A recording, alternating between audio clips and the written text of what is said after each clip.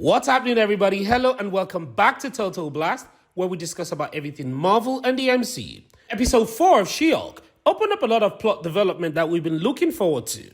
In this episode, we saw Jennifer Walters looking for love, and Wong got pretty much close with a new character. This is one of my best episodes so far.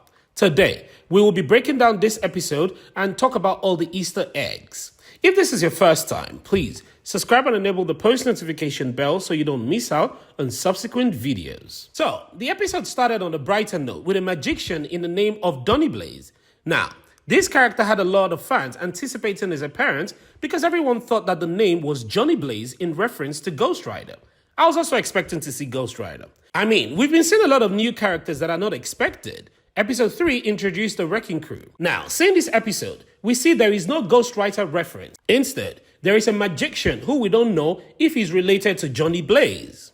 Now, mind you, this guy is just a stereotypical show magician that doesn't have a lot of real magic up in his hands. He spent what looks like a summer in Nepal learning from actual sorcerers to the point that he has his own sling ring, and he uses drunk guests at his show to do magic experiments and endangering their lives. In this scene, we see the magician do a magic experiment with a drunk girl with the name of Madison. Now, notice the spelling of the Madison because she lays out a lot of emphasis on the double N with a Y.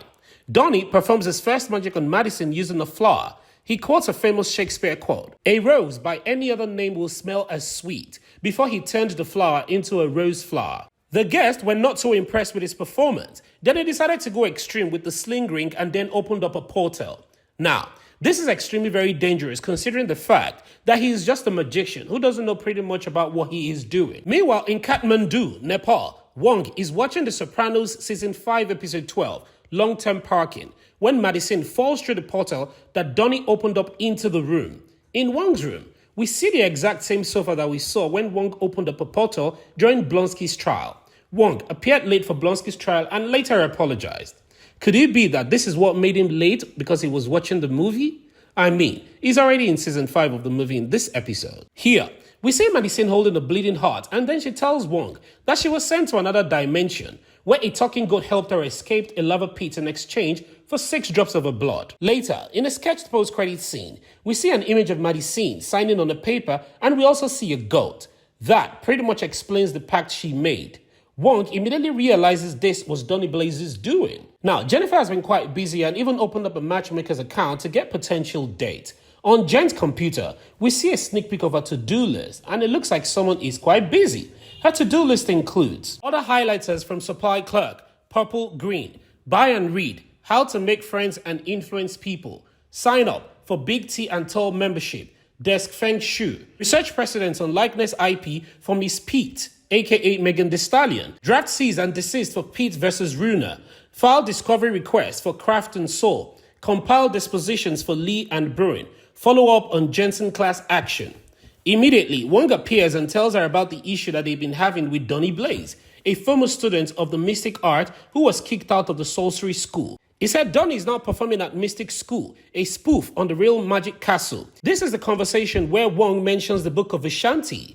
Jennifer promises to help Wong, and he gave Jennifer a card with the information of where to find him. The next scene opens up in Colinius P. Willow's office inside the Mystic Castle. Here, Jen serves Blaze with a case and desist. But before that, Wong warned Donny to stop what he was doing. But Donny challenged him and then moved on to him to do a dangerous magic with his hand.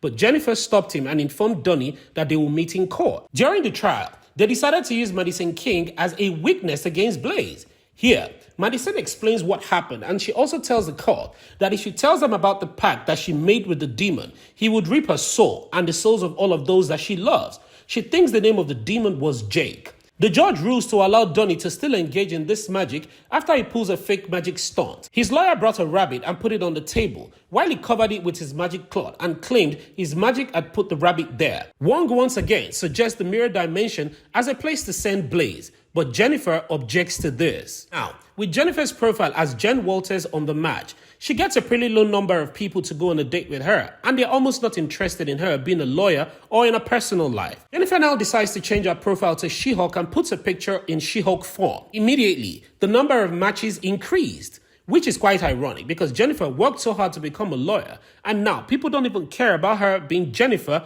but She-Hulk. This takes us back to what Bruce told her, that her life will completely change and she may not have a normal life back. Now, back to her dates. Jennifer meets this interesting guy named Todd. Out of all Jennifer's dates, this guy stands out because he asked Jennifer some not-so-date questions. He even inquired about what could pierce her body, as he was very thick. He even went further to know if vibranium could penetrate her body and also called her a specimen. Now, this is quite interesting because this takes us back to episode 3, where the wrecking crew attacked Jen and wanted to get her blood sample. Now, this guy is trying to know what could penetrate her body. Is this guy a part of the wrecking crew, or is it the one who sent the wrecking crew? A lot of people will argue that it's just a random guy who is inquisitive, but I think that there is more to him. Now, this character was played by John Bars, and in the post-credit scenes, the character he played was written as Todd/Hawk Todd. Now, this is quite weird. How is he Hawk Todd? Is he a developing character? Because in this scene, he wasn't associated with Hawk. I guess we'll have to wait and find out. Now, after some horrible dates, Jennifer matches with this guy, who is literally the first guy that is seemingly interested in knowing her. And they get along pretty well romantically. Well, Jennifer was on a date. Donnie opens up another portal where he's performing at Mystic Castle. Here, he uses a different volunteer who is in Maddie's scene, but this volunteer said that she wasn't going into the portal. Donnie goes on to perform a magic that he doesn't understand. The same magic that looks like what Wong was trying to do when he challenged him. Donnie did the magic anyways with his hands, and a bird appeared and laid an egg on the volunteer's hand. This egg hatched immediately and a demon came out. Donnie then tried to send the demon out with the portal, but the more they started coming out, the more there was chaos. Wong was watching This Is Us when Donnie shows up and asked him for help. Wong immediately told Donnie to call his lawyer, and he was referring to Jennifer. Donnie's call came pretty much at the wrong time because Jennifer and her date were about to go down. She declines the call several times before Wong appears and interrupts them. Jennifer helps Wong fight the demon and sends them off back before asking Donnie if he could agree to her terms to stop using mystic magic, and he agrees. Jennifer returns to her date, who we saw was reading a book. Here, Jennifer did the unthinkable. She lifted up a date and took him into the room, which is quite hilarious because that is supposed to do the job of the date. But hey, she is the She-Hulk. The next morning, Jennifer, who thinks that she has found the one, had already made breakfast for her date, but she's in her real self, not in She-Hulk form. Her date immediately sees her and is confused. He asked who she was and she explained. The disappointment made the man leave immediately without even eating the breakfast. This scene is quite ironic because people are now getting used to the She-Hulk and not Jennifer. She, in the beginning, thought people would not really like her as a Hulk. She was literally forced to be in Hulk form in the office. As if Jennifer wasn't having enough bad day, Tatiana sues Jennifer and serves her papers. Yes, the same Tatiana that you know. Somehow, she's claiming that the She-Hulk title belongs to her and that she had in fact trademarked it and Jennifer had been using the name. Now, if you remember in episode 1 and how Jennifer came about the She-Hulk name, random guy was being interviewed and he referred to her as the Chick-Hulk before the reporter eventually rephrased it and said She-Hulk.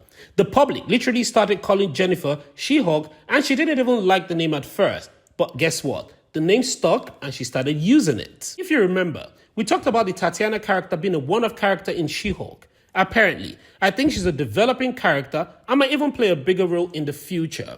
Tatiana might even be connected to the Wrecking Crew. In the comics, the company that Wrecking Crew worked for tried everything to bring She-Hulk down.